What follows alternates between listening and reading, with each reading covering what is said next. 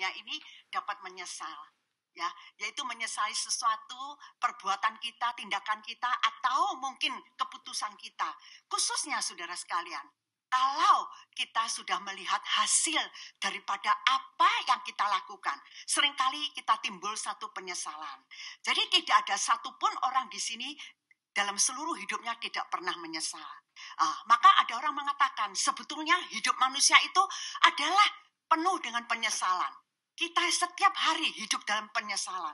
Nah, saudara sekalian, kita mengetahui penyesalan itu sebenarnya adalah satu pembawaan manusia. Jadi tidak ada seorang pun bisa mengelakkan.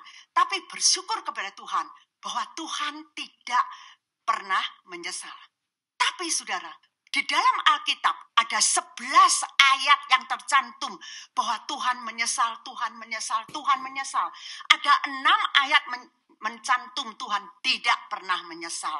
Panggilan dan juga pilihan Tuhan tidak pernah menyesal. Dan 1 Samuel pasal 15 ayat 29 juga mengatakan Tuhan tidak akan menyesal.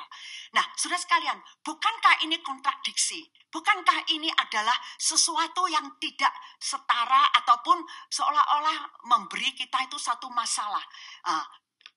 Hari ini kita akan membahas yaitu kesulitan-kesulitan atau masalah-masalah yang kita hadapi di dalam ayat-ayat Alkitab.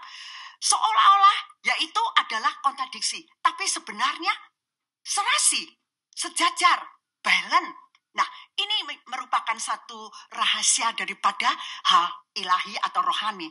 Nah, saudara sekalian, kita mengetahui bahwa segala yang kita pandang, kita lihat, belum tentu apa adalah makna di belakang layar. Nah, hidup kita itu sebetulnya dipentaskan di atas mimbar, saudara. Di atas panggung. Dan juga penonton kita adalah malaikat. Dan juga iblis, setan, dan juga sebetulnya diri kita sendiri. Allah juga menonton. Tapi di bawah mimbar itu ada orang dengan mata yang sangat tajam. Memperhatikan tingkah laku, perkataan, tata tutur, saudara sekalian. Jadi sebenarnya setiap kita itu ada dua. Seperti satu keping uang ada dua pihak, saudara. Ya, bagian yang depan dan bagian yang belakang.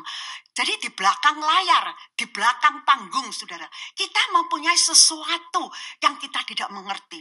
Nah, itulah saudara sekalian, ayat Alkitab kalau kita baca, kita tidak bisa secara harfiah atau secara letterlock. Kita itu perlu menyelami isi rohani dan juga di belakang semuanya maksud ilahi Tuhan apakah yang berbicara kepada saya. Nah, saudara sekalian, hari ini saya akan mengajak saudara melihat yaitu akar daripada kata menyesal dari bahasa Greka, yaitu di sini niham. Kalau saudara melihat, ya ini ya, saudara. Ya. Menyesal itu adalah niham. Niham itu menarik napas yang panjang atau yaitu berkeluh atau sedih atau satu kata lagi yaitu berubah haluan atau berubah pikiran. Nah, saudara sekalian, kata-kata ini hanya bisa dipakai di atas dirinya Tuhan. Manusia tidak boleh memakai niham. Tetapi sub atau sab ini dipakai untuk manusia. Yaitu menyesali sesuatu yang sudah kita lakukan. Yaitu perbuatan atau satu keputusan. Karena keterbatasan kita. Seperti para nabi berseru. Dan orang-orang bertobat dan juga menyesali apa yang dia pernah lakukan. Yang tidak senonoh atau yang tidak menurut kehendak Tuhan. Nah, sab dipakai untuk manusia. Tapi niham dipakai untuk yaitu ilahi Tuhan. Nah, saudara sekalian, kita mengetahui bahwa seringkali kita itu misunderstand atau kita itu salah paham kepada Tuhan. Nah, mengapa? Karena kita itu tidak mempunyai mata tajam yang melihat ke belakang. Tidak melihat ke tempat yang lebih jauh dari kita. Karena di depan kita masih ada layar. Masih ada sesuatu yang di atas mata kita seringkali kita tidak bisa lepaskan. Nah, saudara sekalian, hari ini saya akan mengajak saudara melihat sedikit rahasia ilahi penyesalan Tuhan. Nah, mengapa? Di dalam Alkitab dikatakan bahwa Tuhan itu menyesal, saudara sekalian. Sebenarnya sebab-sebabnya ada sesuatu yang membuat Tuhan menyesal atau membuat Kita hari ini belum membicarakan Tuhan, yang membicarakan manusia. Mengapa manusia menyesal, saudara? Karena di sini dikatakan, yaitu karena kita masih hidup di dalam dunia berdosa. Dunia yang berdosa ini, saudara sekalian, seringkali hindrance atau merintangin kita untuk mencapai atau mendapatkan atau melewati sesuatu yang kita inginkan, kita minta, kita harapkan, kita doakan. Nah, seringkali saya ingin ke sana, tapi saya dibawa ke situ. Saya ingin melakukan ini, tetapi Tuhan bilang tidak boleh melakukan itu.